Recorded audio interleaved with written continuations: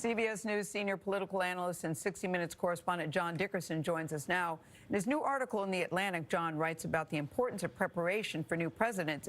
This is a headline. I love this headline. Why you don't mess around with presidential transitions. Good morning to you, John Dickerson. The line after that is being president is a tremendously difficult job. But you say this, the article's great, by the way. You said the presidency comes at you fast. You write about the importance of the president being prepared on day one, the moment he takes the inauguration. So what are the most important parts of the transition that needs to happen now? Well, the most important thing, Gail, is recognizing how little time you have.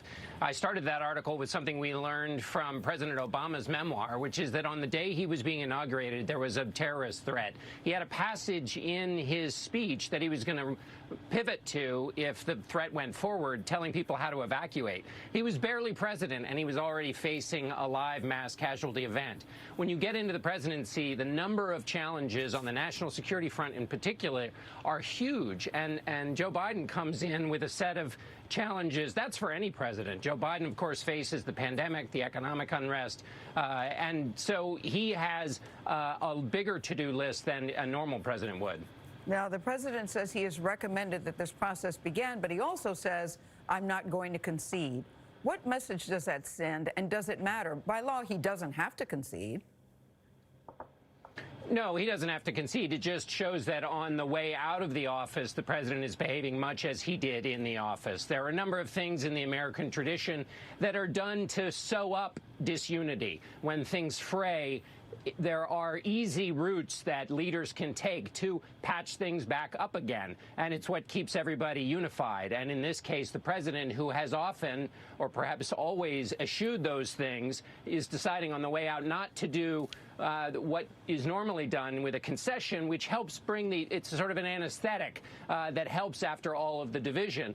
And the reason that, of course, is important is we saw in this election just how divided Americans are, and there's only one way to make durable progress, and that's if people work together. So this is something the president doesn't look like he's going to do, which just adds one more challenge for the incoming president. You also write that the Biden team that we've seen so far is rich in experience. What does this tell you about the direction that he's moving in? Well, it shows you that he believes in things. If you look particularly at the foreign policy team he's got, he believes in alliances. He believes in kind of the orderly way of doing things on the national security front. Now, that's not a guarantee of future success by any means, but what it does mean is that he believes in experience. He believes in people who have been through the Washington process before.